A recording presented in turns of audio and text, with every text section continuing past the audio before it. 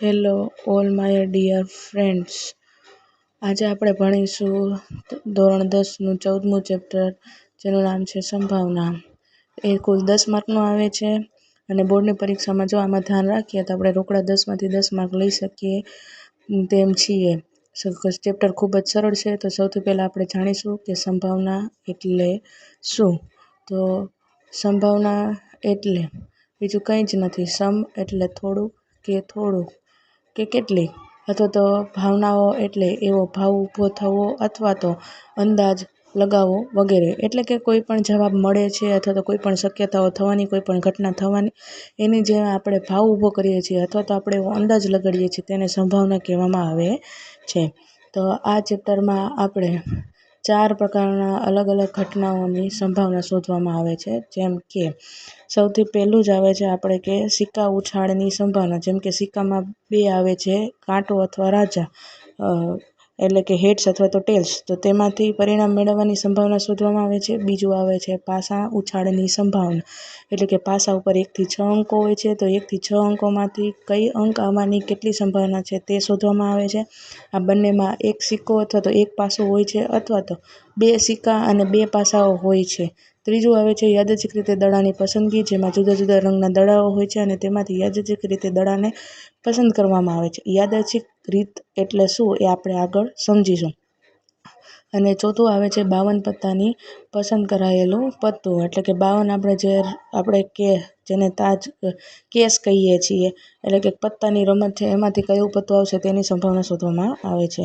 તો સૌથી પહેલાં આપણે આ યાદ રાખવાનું છે કે આખા ચેપ્ટરમાં દરેક ઉછાળેલો સિક્કો અથવા તો પાસો એ સમતોલ સ્થાન છે. કોઈ રીત કે પછી અસમતોલ જગ્યાઓ હોતી નથી. એટલે કે એમાં કોઈ ખોટી રીત કરવામાં આવતી નથી. યાદચ્છિક ઉછાળ એટલે કે મુક્તપણે કોઈ પણ જાતના પૂર્વગ્રહ વિના નીચે પડવા માટે મુક્ત છે. એટલે કે વચ્ચેથી હાથ નાખવો અથવા તો સીધે ઉછાળવો કે નીચે અસમતોલ જગ્યા રાખવી, આવો કોઈ પણ જાતનું આમાં આપણે વિચાર કરવાનો નથી. આ તમામ વસ્તુ છે એને આપણે યાદ રાખવાનું છે. ક્યારેક એવું પણ બને છે કે દરેક પરિમાણ માટેની સંભાવના સરખી હોતી નથી. જેમ કે જ્યારે આપણે દડાની પસંદગી કરીશું ત્યારે, એટલે કે 4 લાલ રંગના દડા હોય, 2 પીળા રંગના દડા હોય, 3 ભૂરા રંગના દડા હોય, તેમાંથી એક યાદચ્છિક રીતે પસંદ કરવામાં આવે, આવું પણ બની શકે છે. ત્યારે શું કરવું એ પણ આપણે જાણીશું. પરંતુ આ ચેપ્ટરમાં આપણે દરેક શક્ય પરિણામો માટેની સંભાવના સરખી છે તેમ ધારી લેવાનું છે, જેને આપણે સમસંભાવની કહીએ છીએ. સમ એટલે સરખી અને સંભાવની એટલે કે સંભાવના, એટલે કે દરેક પરિણામ માટે આપણે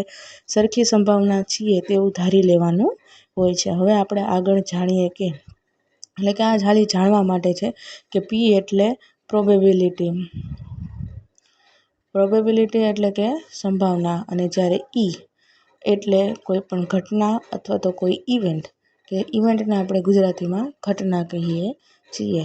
તો આપણે હવે આના ઉપરથી એક સૂત્ર બને છે અને એ સૂત્રને આપણે ખૂબ જ યાદ રાખવાનું છે. જેમ કે ઘટના ઈની સૈદ્ધાંતિક સંભાવના એટલે કે પરિશિષ્ટ સંભાવના પણ તેને કહેવામાં આવે છે, જે એનું બીજું નામ છે, એ પણ આપણે યાદ રાખીશું. આમ પી ઓફ એ તરીકે દર્શાવે છે અને તેને નીચે મુજબ વ્યાખ્યાયિત કરવામાં આવે છે. આ વિદ્યાર્થી મિત્રો, આ સૂત્ર છે એ ખૂબ જ આપણે આખા ચેપ્ટરમાં કામ લાગે છે અને આ જ સૂત્ર ઉપરથી આપણે આખું ચેપ્ટરના દરેક દાખલાઓ ગણવાના છીએ. તો આપણે ખાસ આ સૂત્ર યાદ રાખીશું કે ઘટના ઈ માટે સાનુકૂળ પરિણામોની સંખ્યા છેદમાં પ્રયોગમાં તમામ શક્ય પરિણામોની સંખ્યા.